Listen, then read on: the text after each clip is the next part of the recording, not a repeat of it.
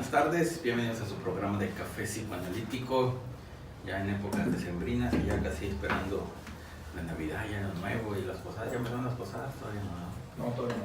Oficialmente las preposadas, ahí estamos en eso. Bueno, y bueno, pues primero nos presentamos, por favor. ¿Qué tal? Buenas tardes, Guillermo Alan les habla y bueno, creo que es un tema muy interesante. Yo creo que la parte que le podemos sacar mucho jugo es la vigencia de estos consejos de Sigmund Freud a los analistas jóvenes. ¿Qué tal? Buenas tardes, los saludo Edgar Soria y pues aquí estamos. Saludos. Gracias por estar con nosotros un viernes más. Les habla Daniel Ibarra. Hoy tenemos este tema de consejos técnicos hacia los analistas, vigentes y útiles para la práctica sobre todo. Así es. Bueno, como saben, el nombre original del texto es Consejos al médico sobre el tratamiento psicoanalítico, pero como ya ahorita ya no solo los médicos estudian psicoanálisis, hay más psicólogos que médicos, así que por esa razón le cambiamos a terapeutas, pues, porque si le pongo también psicólogos, pues no, ¿y dónde están los médicos? Pues no, Claro, que nos van a reclamar. Y bueno, este texto que es de 1912, bueno, en aquel entonces, todavía hasta 1924, los que podían ejercer el psicoanálisis eran los médicos, hasta que aparece la primera generación de psicólogos en 1924 en Alemania, pues ya, ahora sí se puede decir que ya pueden estudiar psicoanálisis como tal. Y bueno, este texto de Freud de consejos, digamos, como tal, aquí dice lo que son las reglas técnicas de hacer terapia. Sin embargo, no son, digamos, así como tal, digamos, le pone consejos, no le pone así las reglas totales o totalitarias del psicoanálisis, sino son como reglas flexibles que nos ayudan a hacer terapia. No quiere decir que si no se cumplen a la perfección estas reglas, se pueda decir que no es terapia, ¿no? Lo que se está haciendo, sino que da una pauta, da un inicio Freud para hacer terapia o iniciar la terapia y ya adaptarlas tanto al paciente o al propio terapeuta y las pueda, mejor dicho, pueda ejercer mejor lo que es la terapia como tal, ¿no? Sí, yo creo que vale mucho la pena recordar que si bien Freud estaba grande cuando lo escribió y su trabajo lo hace cerca de los 40 para arriba, y bueno, ya estamos hablando de 1900 principio, o sea, pues ya tenía una edad, él ya había pasado la media, ya por promedio debería estar muerto, pero en aquel entonces, porque se morían más jóvenes. Si bien era por su experiencia, hay que recordar que para ese entonces Ferenczi y Jung ya habían tenido problemas con sus pacientes. O sea, nace de que él vio todas las dificultades que tuvieron ellos. De Ferenczi, bueno, se habla poco de Ferenczi, pero Ferenczi también tuvo episodios muy parecidos a los que tuvo Jung.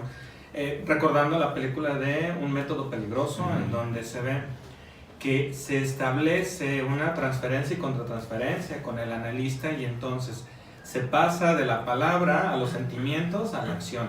O sea, y eso ya es la actuación, ¿no? Que era el intimidar con sus pacientes. Él ya tenía mucha experiencia y basado en esto, entonces emite esas como recomendaciones, ¿no? Es muy interesante porque él efectivamente, muchos piensan que es dogmático esto y no es dogmático. Él mismo en su artículo dice, si haces esto probablemente tengas un análisis incompleto, probablemente falles mucho.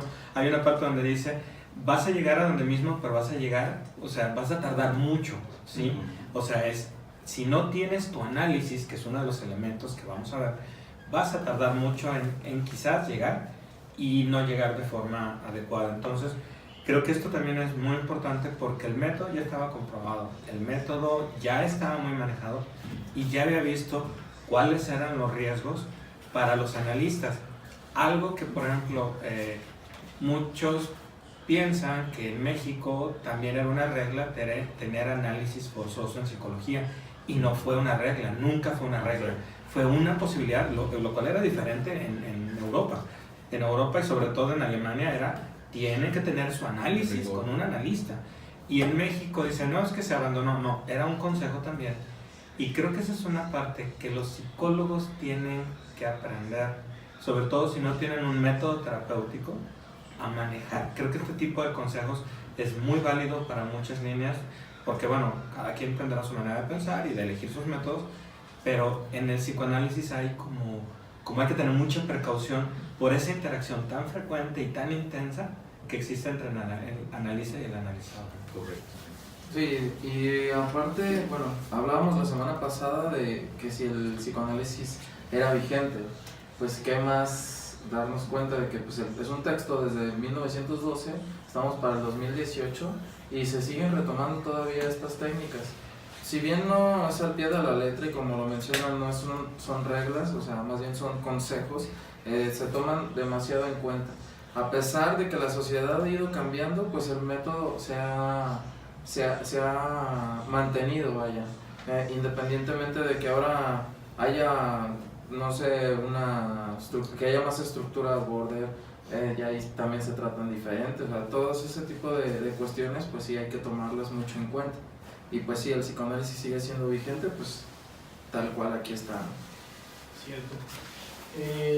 Freud nos dice en este artículo tal cual, esto es lo que me funciona a mí. Ustedes, si siguen por ahí, probablemente tengan los mismos resultados que yo, que considero positivos y demás, ¿no? No cierra la puerta tal cual a nuevas innovaciones, de hecho deja abierto cuando habla acerca de la aplicabilidad del psicoanálisis, que nos dice que hasta entonces todavía no se trabajaba la parte de psicóticos o con niños, queda abierta justamente porque estas reglas o estos consejos, más consejos que reglas, perdón, son siempre perfectibles en el momento en el que se trabaje sobre ellos. Y ciertamente Freud crea el psicoanálisis, él lo inventa, lo descubre el inconsciente, teoriza sobre todo esto. ¿Y qué es lo que queda? También estos consejos son una especie de legado y de herencia que va a dejar a los que vienen, porque cuando él fallezca o muera, pues ¿qué va a seguir, no? Él ya como buen teórico o como buen padre de la teoría, se da cuenta de los errores que cometen también los discípulos y también a los que él mismo tuvo que haberse enfrentado, ¿no?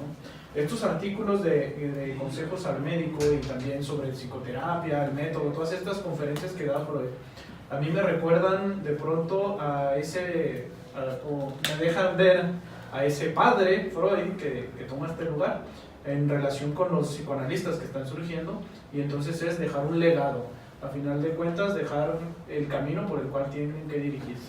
Y recordar que sus alumnos más cercanos tenían de mínimo de 15 a 20 años de diferencia de edad, ¿no? O sea, sí había esa diferencia. Aparte, Freud convivió con la muerte prácticamente todos los días por su enfermedad y pareciera que dejaba legado en cada artículo que dejaba. Es como voy dejando más, y los consejos, bueno, pues reafirman la paternidad y abuelidad, no es así como les dejo a ustedes esto. Así es. Bueno, el primer consejo que nos da, que se puede decir que es la segunda regla fundamental del psicoanálisis, la primera ya sabemos que es la asociación libre, acá estoy, es, el primer consejo, que es la atención flotante.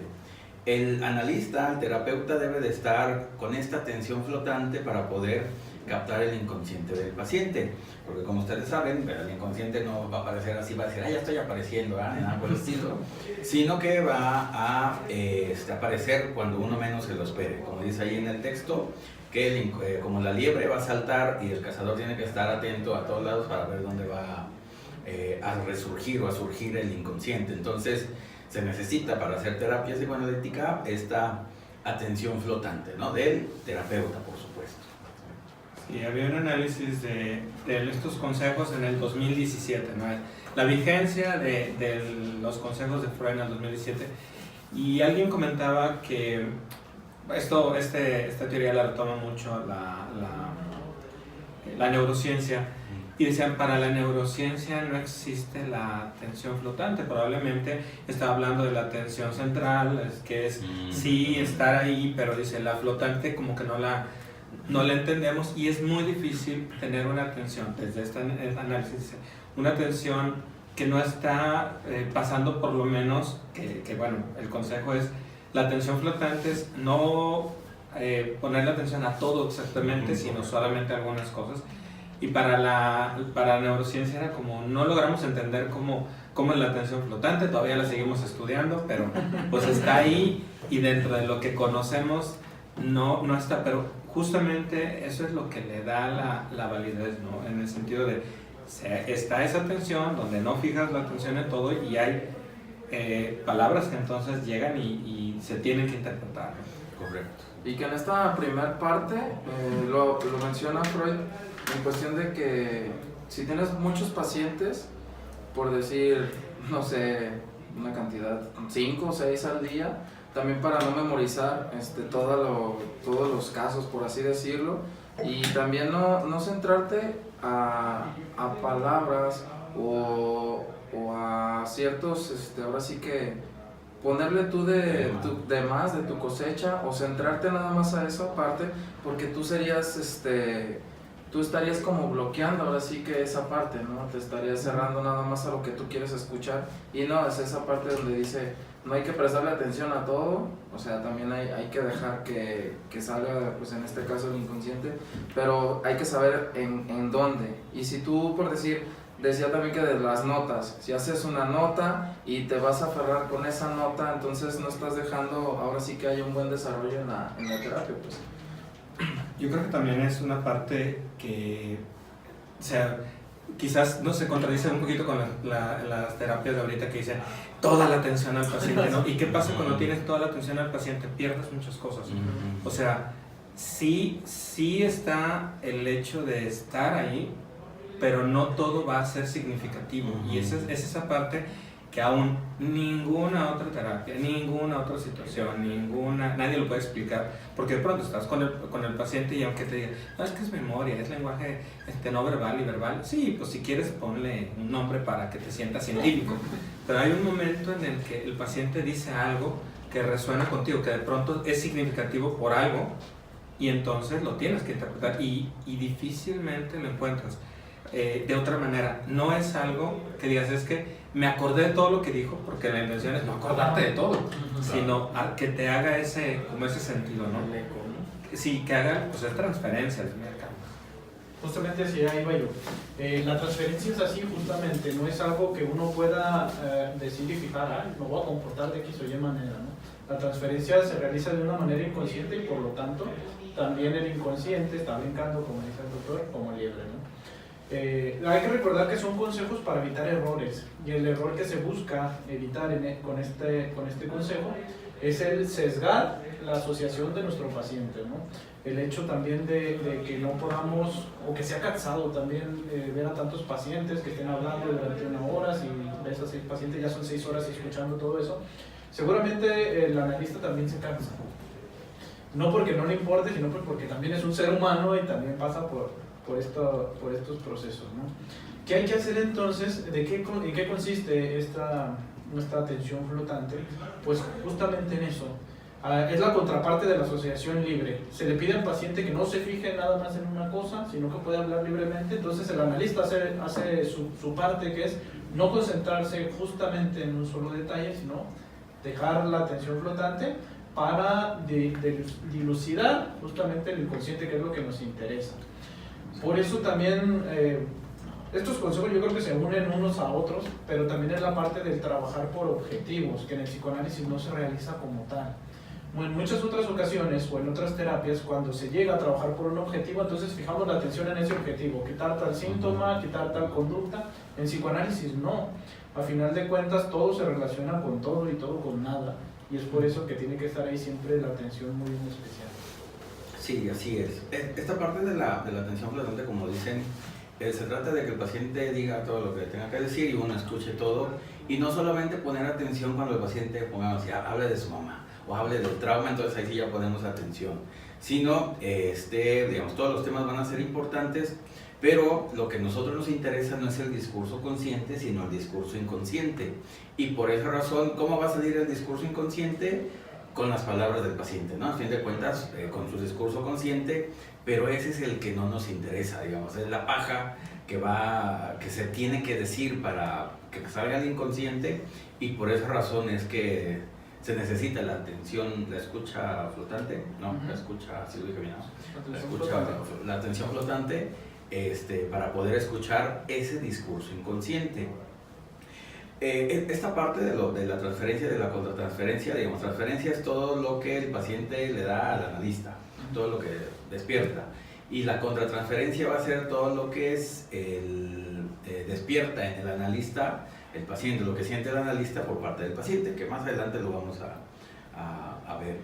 Bueno, otro consejo que dice Freud es sobre el escribir dentro de la, como decía Edgar, dentro de la sesión, que Freud no lo recomienda, de que porque uno se puede distraer y se le va cosas del inconsciente, puede ser que el paciente esté, por uno estar escribiendo, el paciente diga algo importante y a uno se le fue. Entonces siempre el escribir dentro de la sesión va a causar que esta atención flotante se vaya disminuyendo, o simple y sencillamente nomás se ponga atención al paciente o al discurso consciente. Lo que sugiere Freud es que se escriba después que salga el paciente, ya ven que duran 50 minutos la sesión, en esos 10 minutos que quedan libres, que el analista haga un breve escrito de los puntos más importantes, o hasta el final del día, pues si es que tiene tiempo, pues hasta el final, o después de la sesión, o hasta el final del día, para que ponga para que haga, pues, o siga haciendo la ficha clínica, la historia clínica del paciente como tal. Sí, porque de pronto pareciera que en esta modernidad donde todo el mundo está desesperado, porque si te mando un mensajito me lo tienes que contestar en el segundo, si no, ya me estás cortando, ya me estás insultando, ya me estás agrediendo, porque a mí me urge decirte que se me atoró la mano en la puerta y entonces tú no estuviste para decirme, y entonces la gente quiere casi que todo el mundo conteste, y hay analistas que contestan el teléfono, o sea, están en terapia y contestan el teléfono. No es posible, o sea, aparte, eso de apuntar también tiene un riesgo. Vamos pensando no tan bien. Alguien que no tenga análisis probablemente va a apuntar lo que le es significativo al analista, no lo que le es significativo al paciente. Entonces hay que tener mucho cuidado, porque entonces no estás ahí, estás contigo y estás en el momento menos pensado. Hay algo que te suena y es como el chiste, ¿verdad? Me duele que me diga, ¿qué tendremos? Yo también, ¿qué tendremos? ¿No? O sea, es algo, o sea, tienes que estar, tu atención no tiene que estar en ti, y escribir nos demanda fijar una atención. Peor si es hombre, porque los hombres tenemos como vista tubulares, hacemos de una cosa o sea, una, otra, no todo. Y si escribes, no le estás prestando atención seguramente a la persona que está ahí. Entonces sí hay que tener mucho cuidado con todo eso. Y si estás pensando, mira, esto es para los casos, pues tampoco te está importando tu paciente. O sea, estás pensando en a ver en dónde presumes tu caso. Espérame. Ahorita que dijiste eso, esa parte y también de querer comprobar la teoría con los pacientes delante del paciente, y escriben, esto dijo Melanie Klein, la pulsión de Freud. Pues no, es imposible. Correcto, se equivocó. Exacto. Entonces, no estamos cumpliendo nuestro objetivo, que es encontrar al inconsciente del paciente, y estamos comprobando la teoría que eso al paciente no le sirve de nada, ¿no? Sí, y es esa parte también que mencionaba Alan, de también tener un análisis propio. Exacto. Porque eso es exactamente hacer el psicoanálisis. Cuando uno ya tiene tiempo, no sé, de analizándose, entra en juego esa parte. Al momento de escribir, estás siendo totalmente consciente. Por eso es que cuando dejas a un lado esa parte, ahora sí entra en juego también tu inconsciente junto con el de tu paciente. Claro. Es esa parte de que mencionan de no hacerlo en el momento. Por eso es mucho mejor, mencionaba acá en la lectura, que no después, incluso hacerlo en la noche, que es meramente propio, y yo creo que también es mucho mejor. Si tienes, por decir, 6 pacientes, ponlo en una a sumar, y son 6 inconscientes más el tuyo, son 7, entonces está súper complicado poderlo manejar. Entonces yo creo que está mucho mejor. Que también tiene una parte práctica el resistirse a crear notas, porque también se angustia el paciente. Si te ve o escucha en cierto momento que estás escribiendo, porque se escucha el papel y lápiz, la pluma y lápiz, entonces, ¿qué dije? ¿Por qué está escribiendo eso? ¿Qué estará pensando de mí? la caricatura. Porque es importante, ¿no? Exactamente. Ya pasó la hoja y tú estás en el periódico. La ¿Crees que estás en el periódico? La caricatura de pronto que se hace del psicoanálisis, de pensar que está haciendo monitos o que está jugando gato consigo mismo, ¿no? Entonces también es un consejo práctico para evitar la angustia la angustia innecesaria, ¿no? En el análisis siempre es necesaria, la angustia innecesaria del paciente por un hecho o por un acto que puede simplemente dejar al final, ¿no? Que tú no le abones angustia a la que Claro. ya tiene el analizado. Claro, sí. Que también ahorita que lo dicen, esa caricatura del analista callado, que no habla y que nomás está con su libretita, es eso, es una caricatura inglesa que de ahí viene, y de que se supone que así son los analistas, ¿no? Cuando es todo lo contrario, digo, hasta el propio Freud era muy hablador en sus terapias, lo vemos en El hombre de los lobos, de las ratas, que hablaba mucho, pues bueno, hablaba, y no era esa caricatura del psicoanalista mudo y que nomás escribía, todo lo contrario a lo que Freud dice aquí en los consejos, ¿no? Otro consejo que dice es de interpretar todas las ocurrencias del paciente o cuando aparece el inconsciente. Lo más claro, actos fallidos, sueños y síntomas. Cuando aparecen estos tres, hay que interpretarlas. Y obvio está, se le dice al paciente desde el principio que si tiene un sueño, que lo diga y lo manifieste, ¿no? Como tal. Entonces, todo eso se debe de... ¿Para qué queremos que salga el inconsciente en la terapia? Pues para interpretarlo. Porque si no se interpreta, entonces, ahora sí, pues, ¿para qué nos pagan? Ahí como tal, pues, ¿qué está haciendo ya el analista si no hace su labor como tal? Entonces, fundamental, interpretar el inconsciente o, digamos, estas ocurrencias que le dice Freud, que son estos, fórmulas, ¿no? Nació? No, bueno, el propio Freud. Las formaciones del inconsciente, pues, como tal, hay que interpretarlas. Sí, que también me recuerda mucho, o sea, el analista tiene que estar ahí para el paciente, porque, y lo decía Lacan, ¿no? Se supone que es el sujeto supuesto saber, si es el sujeto que se supone que sabe, pero lo decía muy claro, o sea, yo no lo traigo, yo no lo resuelves tú, yo te lo interpreto y elaboramos, o sea, pero tú lo tienes, esto es tuyo, entonces se supone que yo sé, pero no sé, yo te estoy interpretando el material que tú me das, y si estoy distraído, si estoy apuntando o si estoy haciendo otra cosa, entonces no estoy ahí, ¿no? O sea, realmente exacto. No puedo hacer esa parte que viene. Yo les digo a mucha gente, le digo, lo mejor de todo es que ustedes llegan con la bronca y con la solución. O sea, ustedes traen el problema y ustedes mismos traen la solución. Ahí viene un poquito adelante algo que decía de ser como el reflejo del paciente. Creo que vamos un paso más allá, digo, sí, está muy bien como entender que somos ese reflejo, pero la interpretación y la elaboración o sea, te permite ser más que solo el reflejo, ¿no? Es ya poner esa parte, pero todo es no desde uno, sino desde lo que nos están dando como material para poder hacer esa interpretación. Y la semana pasada también mencionaban, bueno, creo que no lo mencionamos, y referente a esa parte que decías, ¿qué se necesita para ser psicoanalizado? Pues también tener el intelecto, ¿no? Tener el intelecto necesario pues para hacer el análisis. Y ¿qué iba con esto? Se jugó el inconsciente. Sí. Yo creo que bueno, esa parte de sanidad, o sea, sí puedes tener el intelecto, porque Schreber tenía pues mucho intelecto, pero de pronto pues lo tenía tronado, o sea, ya lo tenía mal. Creo que esa parte, el intelecto tendría que venir primero con la posibilidad de una introspección, o sea, el autoanálisis, porque era una cosa que le decían a Freud, ¿qué se necesita para ser analista? Y él decía, con que analices tus sueños, o sea, pero de veras bien, ¿no?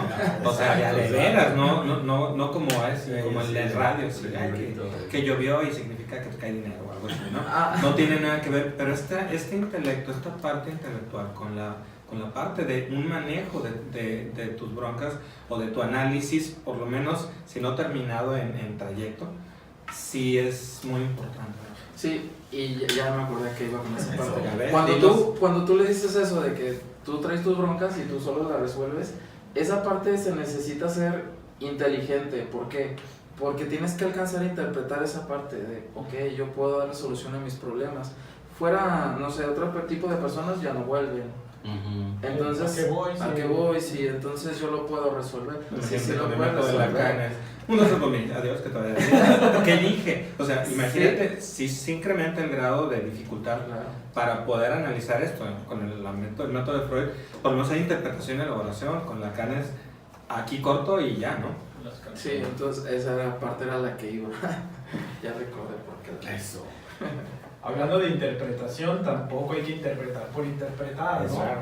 Hay que hacer interpretaciones inteligentes. En psicoanálisis hablamos de las construcciones y es justamente es un proceso, desde que es la escucha flotante, el localizar el inconsciente, el realizar la interpretación y también encontrar el momento prudente y propio para devolver esta interpretación.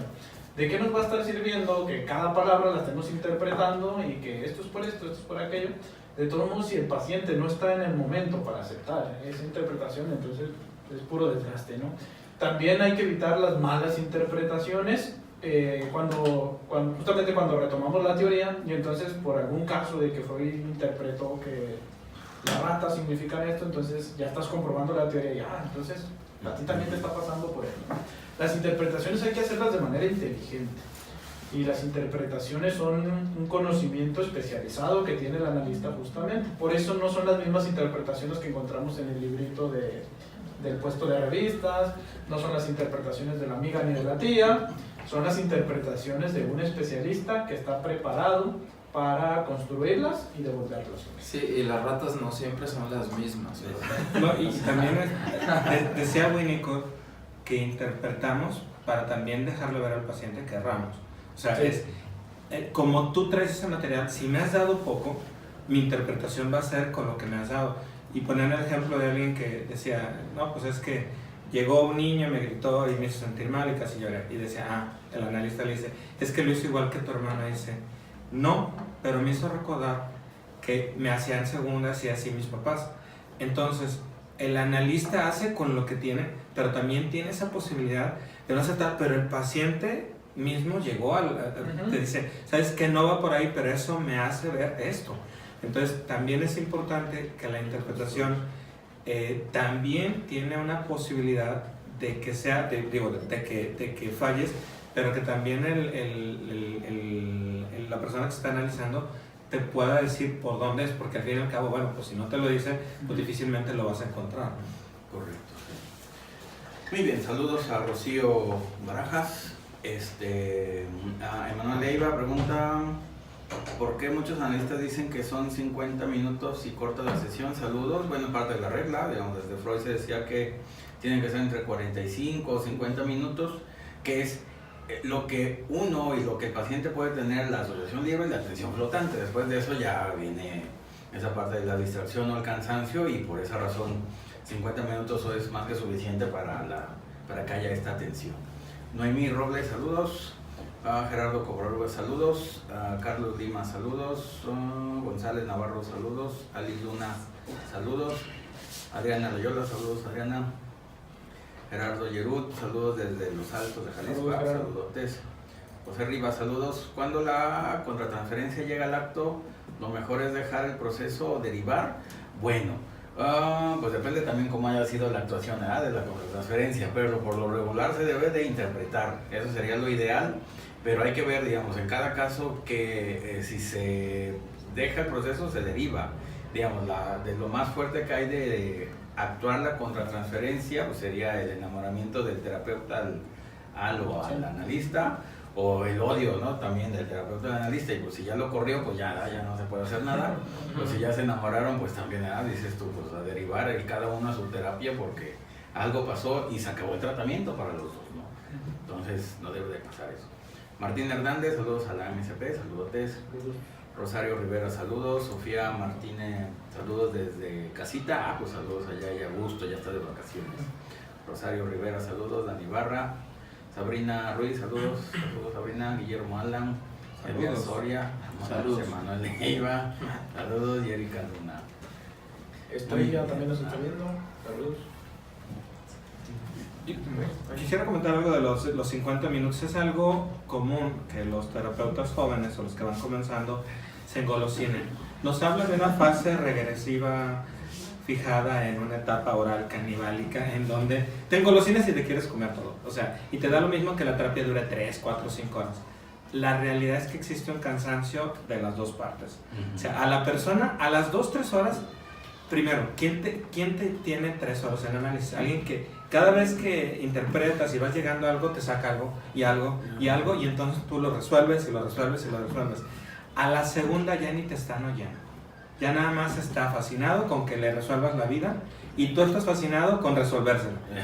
Y no se va a llevar ni siquiera lo más básico. Entonces, sí hay que tener mucho cuidado, porque eso se da justamente cuando uno va comenzando y entonces crees que puedes hacerlo todo y que, bueno, no importa si nos vamos algunos minutos. Bueno, sí es cierto, habrá situaciones muy específicas que sea así, pero sí, algo que nos contaba mucho el doctor es, te están dando información que de pronto pues no ha sido importante, y de pronto, 5 minutos antes sale algo importante, pues terminas la sesión. O sea, porque eso es también como retar, también es como decir, bueno, a ver, tú me diste una regla y quiero que la rompas, ¿no? Entonces, también mucho cuidado, porque se van a cansar, pero van a cansar al paciente y no le van a dejar nada. O sea, lo poquito que podían haberle dejado no va a quedar. Y también eso de terminar las sesiones es también acentuar el límite, ¿no?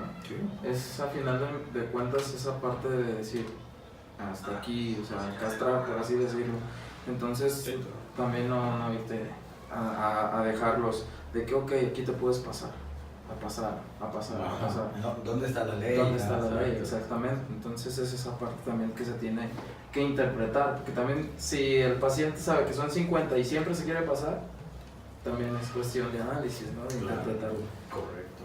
Freud más adelante también habla del consejo de la abstinencia de los afectos, y dentro de esta abstinencia que tiene que tener el terapeuta también es abstenerse a querer resolver el problema, porque no le corresponde a él, ¿no? Como dijiste hace rato, Alan, pues al final de cuentas quien tiene la cura es el paciente, ¿no? Sí, El analista, estupendo, ¿no? tú traes eso. Y entonces aquel analista que pretende curar y quiere hacerlo todo en una sola sesión, pues entonces no le está dando ni la pauta necesaria para el análisis, está entorpeciendo, son sesiones que de pronto terminan convirtiéndose en interrogatorios, y por qué, y entonces, y bla, bla, bla, bla. Siendo que lo real y lo correcto debería ser que el inconsciente tome su tiempo y sus pautas, y que así es como se resuelve. Que si es tardado, sí, pues sí, es tardado, pero está demostrado que es la mejor manera, ¿no? Yo siento que hasta en esa parte está como perversionado el análisis, ¿no? Porque es como transgredir a la persona, es pues totalmente, ahora sí que es afectarla en su inconsciente, y vaya, pues claro que no está nada bien. Pues la persona enferma a final de cuentas tiene una resistencia, entonces estamos hablando de que no quiere ser curada, ¿no? A final de cuentas, y tú a fuerzas lo quieres curar, pues entonces se va a convertir justamente en un vínculo perverso y en un vínculo de competencia, a ver quién puede más. Esto lo que va a hacer es acrecentar la resistencia, ¿no? Es demostrar que mi resistencia va a ser más fuerte a lo que me digas. Y es analizable, porque estamos hablando de que el terapeuta, si es que tiende a hacer eso, a tomar muchos tiempos, alguien lo describía, se alimentan, se los devoran, se comen a sus pacientes, te saco lo más posible y yo me estoy comportando, o sea, tú me estás dando algo a mí, oye, pues sí debes de tener análisis, porque ¿por qué estás tan desesperado por resolver todo, y aparte hasta cansas a los pacientes, ¿no? Pero es literal, se los engullen, viven de ellos, se nutren de ellos, pero son situaciones, claro, exageradas, y son muy marcadas. Así es. Claribel Fajardo, saludos desde Bolivia, saludos a Bolivia. Saludos. Dice, gracias, me encanta su espacio, aprendo mucho, qué bueno, gracias Claribel. Hilda López, saludos, como siempre muy interesante, gracias Hilda, saludos. Larisa Tacuba, saludos de la Ciudad de México, buen programa, saludos. Gracias. González Navarro, saludos. Rosario Rivera, sí me parece.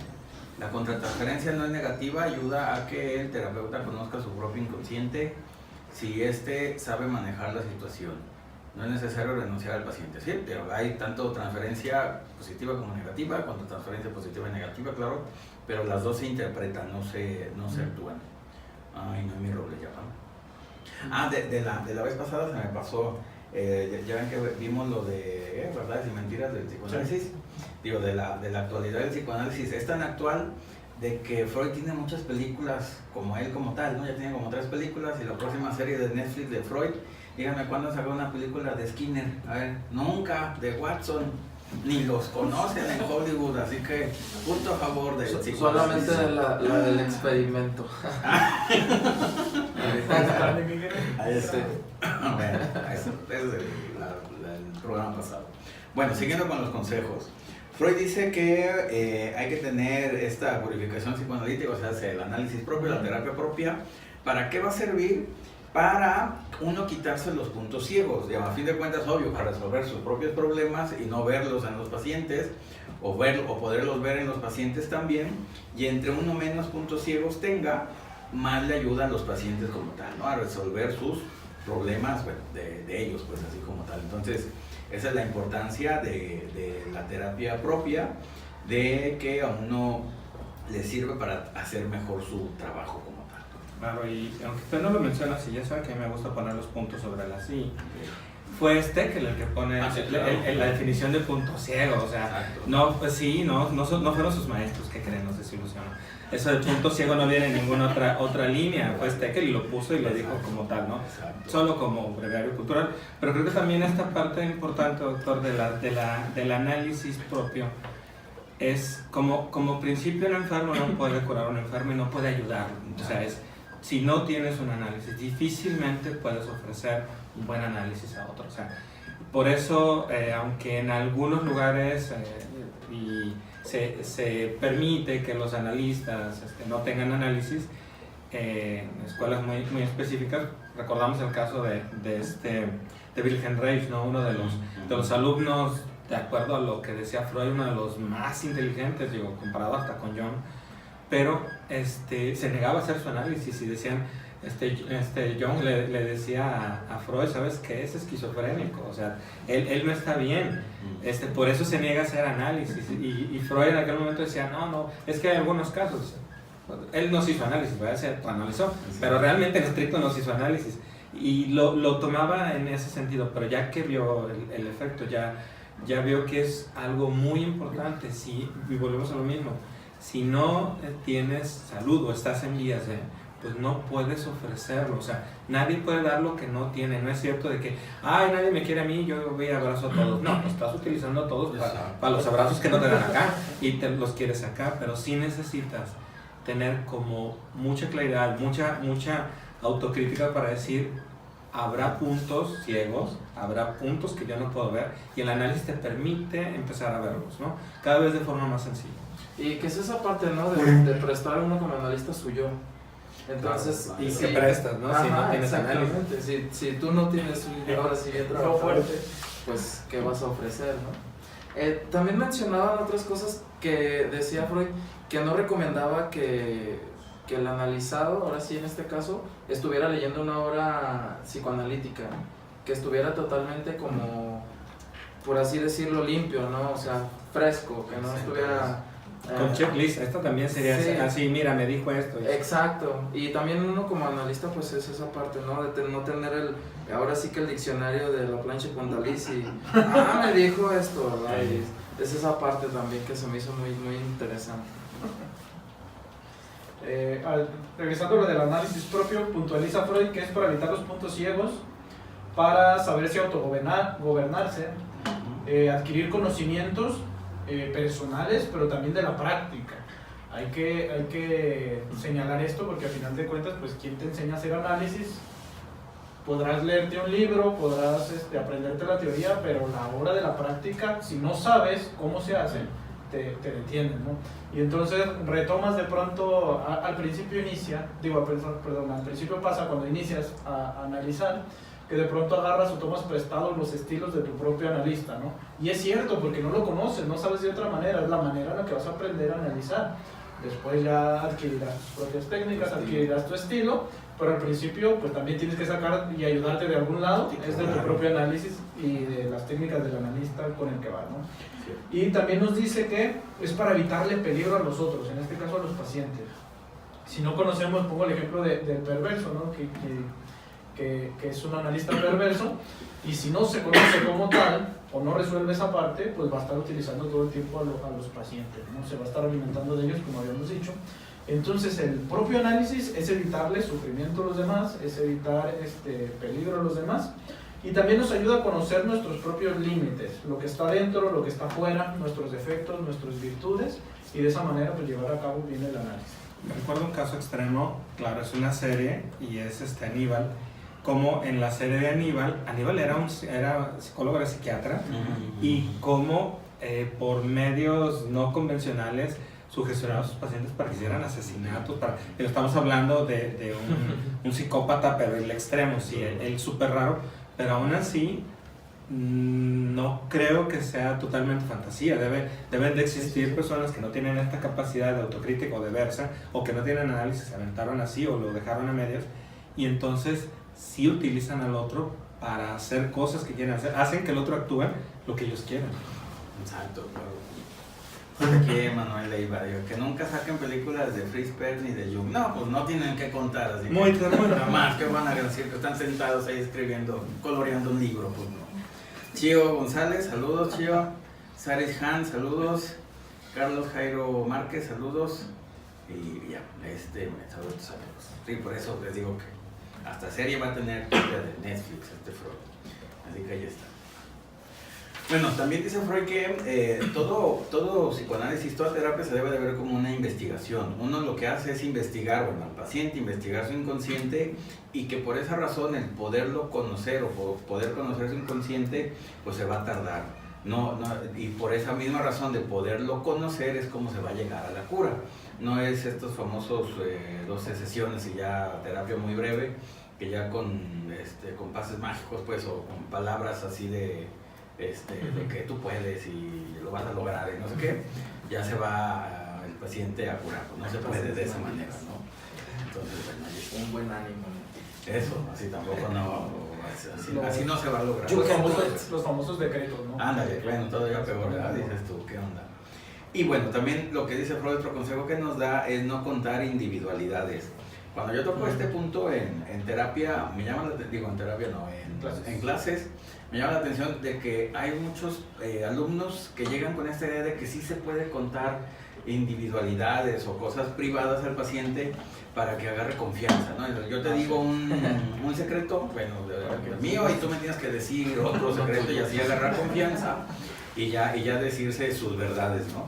Digamos, esto se contradice o se contradice, no sé, contrapone en análisis, en psicoanálisis, digo, no se hace, mejor dicho, y porque uno lo que va a hacer cuando hace esto es igualarse al paciente, uno pierde su lugar de analista, su lugar de ley, y por lo tanto, pues al no haber analista, no haber ley, pues simple y sencillamente son dos personas que están en las mismas condiciones como plática de café, y no hay terapia, ¿no? Entonces uno no tiene que contar ni individualidades, ni secretos, ni cosas íntimas, para que el paciente también se atreva a decir sus cosas íntimas, sus cosas más profundas o difíciles, porque no va a dar el resultado adecuado para la terapia. Es como los amigos, ¿no? A mí me pasa. A mí me pasa igual. Pero creo que por ahí lo menciona de una manera diferente, también lo menciona como una manera de manipular. Es como te arriesgas a dar tus intimidades o lo que es como muy tuyo, y aparte pues tú no estás en terapia, ¿a qué le estás contando a quien estás analizando? Exacto. O sea, pero aparte va como con una intención de manipular y dice, si vas a agarrar este camino te vas a equivocar. Ahora, puede ser que funcione, a algunos les ha funcionado porque lo menciona por algo, pero dice, pero no van a llegar. Y aparte pasas de estar en la silla al diván, o sea, no puede ser, y si no, pues mejor que se vayan a esos lugares. Es el que tiene nombre de un té muy conocido, ahí se van, se toman su cafecito y están platicando, porque en el momento en el que te igualas, en el momento en que no hay una expectativa de ti como alguien que puede ayudarte, aunque sea a reflejar, tú ya no puedes ayudar. O sea, mejor despídete de ese paciente porque no le estás ayudando. Exacto. Y tú necesitas ayuda porque no necesitas agarrar a un paciente como tu terapeuta, ¿no? Para dar tus verdades. Yo tampoco se lo he dicho a nadie, pero se lo voy a contar a usted. No, pues no, espérate.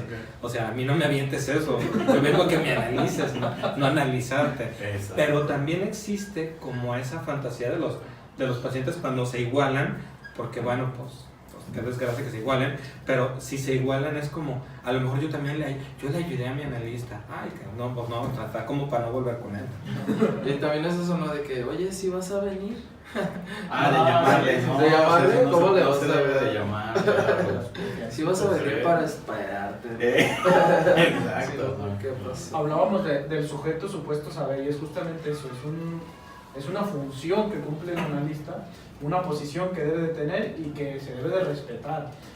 También hablábamos de esta parte de cómo se le habla al paciente, pues de tú, ¿no? También cuando te enfrentas a un paciente y le empiezas a hablar de usted, pues entonces en primer lugar está la distancia y también por otra parte te puedes incluso posicionar por debajo si le estás hablando de usted, cuando tu puesto pues tiene que ser el de analista, ¿no? Tiene que ser el de ley. Ahorita que estabas mencionando esta parte, Alan, a mí me da risa porque en algún punto me tocó justamente que conocer terapeutas que acababan llorando en terapia porque terminaban más bien ellos siendo analizados, ¿no? Y entonces es esta parte de dónde está ese supuesto saber que debes de tener. Esto se realiza y que vienen con dudas los estudiantes en aras del búsqueda del famoso rapport. Y la necesidad de que tienes que hacer este rapport y que tienes que entablar la confianza, la empatía y toda esta parte, cuando la verdad es que las resistencias están desde el minuto 1 y las resistencias no se van a vencer nada más diciéndole tus intimidades o a qué le tienes miedo, ¿no? Es un proceso, es algo tardado y algo cuidado que tienes que realizar. Decía un terapeuta que conocí, decía, el día que yo no lloro junto con mis pacientes es un día perdido. Y digo, sí, pero para tus pacientes. Y no nada más perdió el día, perdió el tiempo y tú perdiste tu sanidad. O sea, ve con alguien para que te trate. O sea, no puedes de pronto conmoverte y empezar a llorar. Digo, eso quizás desde el punto de vista médico, doctor, es diferente, porque esa distancia tiene que estar. Claro. Yo ya sé que el tallar una herida le va a doler y le dice chilito y vámonos, le tallas. ¿Por qué? Porque eso va a mejorar. Sí, claro. Y esa parte, el psicólogo, como está muy empático y están muy millennial y millennial y todo lo que sea, están en esa empatía, pierden la posibilidad para lo único que se supone que estudiaron es como para ayudar al otro y la pierden, ¿no? Exacto. Por no tener esa distancia. Y esa parte pasa mucho ahora con todo, que está, ay, la florecita se rompió.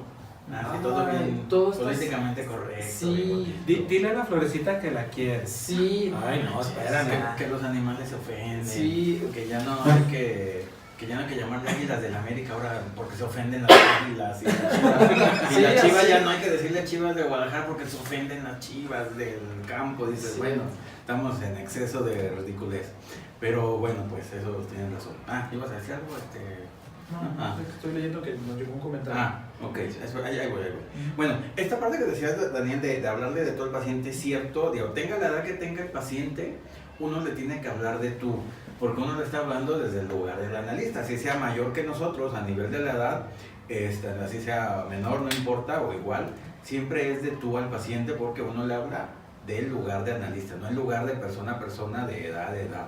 Entonces, por esa razón, uno puede y debe hablarle de tú, es la razón, ¿no? A ver. El comentario de Mayra Rojas dice, sé que no se llama porque también se interpreta, si llega tarde, si no va. Sí, eso sí. Pero en cuestión de la frase del tiempo es dinero, ¿no se podría a lo mejor sí llamar solo para confirmar la asistencia? Bueno, Ya como si a ustedes les funciona, o sea, si lo quieren hacer, lo tienen que hacer con todos los pacientes como tal, no nomás con unos sí, con otros no. A fin de cuentas, eso es el encuadre que vimos la vez pasada, y bueno, si ustedes lo quieren hacer y les funciona, está bien, pero es para todos. Uno entiende que la sesión del paciente o la terapia del paciente es del paciente y él hace lo que quiera con su tiempo. Si quiere faltar y eso es lo que quiere hacer con su tiempo, pues se le permite, pues a fin de cuentas para eso paga, para faltar, ¿no? Pero eso sí, la siguiente vez que vaya, sí se le tiene que interpretar el por qué falta, el por qué llega tarde, porque no dejan de ser resistencias, a fin de cuentas. Todo paciente, como buen paciente, se resiste al tratamiento. ¿Y por qué? Porque piensa que lo que va a decir, lo que va a tratar va a ser doloroso, y por esa razón es que se resiste, digamos, como todos los niños chiquitos que se resisten a los jarabes, a las inyecciones. Si es su cura, dices tú, pues ¿para qué se resisten si es su cura? Pero son niños, son pacientes y se resisten porque sabe feo el jarabe, ¿no? Digo, típico. Digo, todo adulto también, ¿verdad? También lo hace. Pero es lo esperado de un paciente que se resista, pero hay que interpretarlo, digamos, aunque si lo quieren llamar está bien, pues no quiere decir que son consejos, a fin de cuentas, si a ustedes les sirven está bien, pero lo ideal es esperarse a la siguiente sesión, pues, ¿no?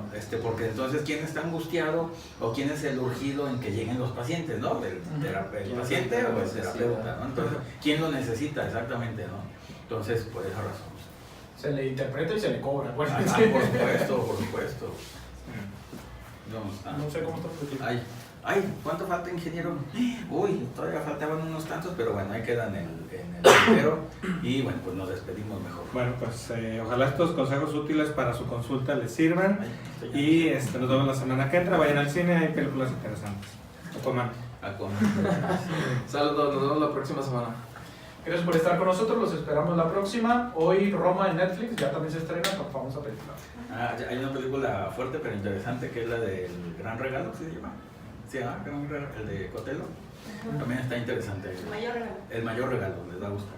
Así que bueno, muchas gracias a todos, que tengan un muy buen fin de semana. Ahí hagan sus compras navideñas, Con tiempo. porque ya se están acabando los regalos, así que Adiós, la siguiente también. semana. Cuídense mucho y aquí nos vemos todavía la siguiente semana con un especial de Navidad que les va a gustar porque es novedoso. Así que, gracias.